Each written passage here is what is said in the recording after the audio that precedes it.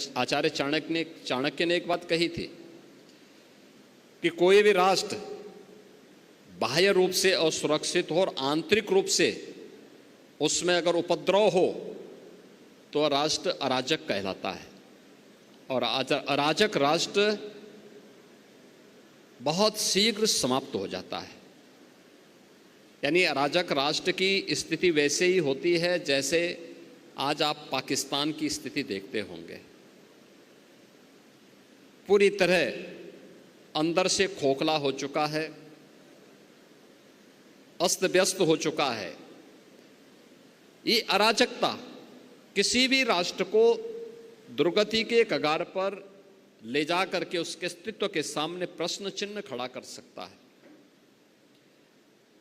भारत इस दिश से प्राचीन काल से ही बहुत सजग रहा है, सतर्क रहा है और उसकी सुरक्षा के लिए उस प्रकार के तौर तरीकों को अपनाने की एक प्रवृत्ति भी रही है।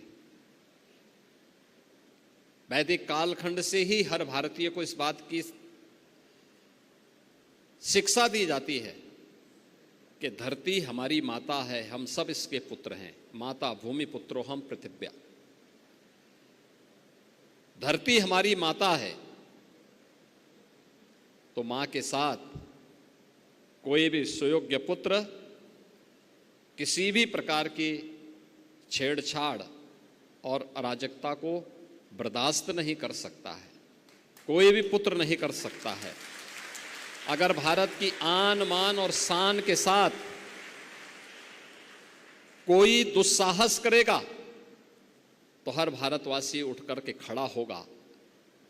और यही तो प्रभु श्री राम ने हम सबको कहा था। उनका उपदेश इसी बात को लेकर के, जब उन्होंने जंगलों वन के दिनों में, जब वनवास उनको हुआ वन के अंदर, और उस समय की भारत की सबसे बड़ी चुनौती जो थी, वे जो राक्षस थे, रावण के राक्षस थे, उन राक्षसों के उत्पात के बारे में, उनके उपद्रव के बारे में जब उनके सामने इस बात को रखा था तो उन्होंने एक ही संकल्प लिया था। तब उन्होंने कहा था, भारत की विद्वत शक्ति के सामने उस समय उन्होंने एक ही संकल्प लिया था, निस्सरहीन करो मई भुज उठाए प्रण कीन। यानी एक ही प्रण किया था कि मैं इन राक्षसों को पूरी तरह समाप्त करके इस धरती को राक्षस विहीन करूंगा।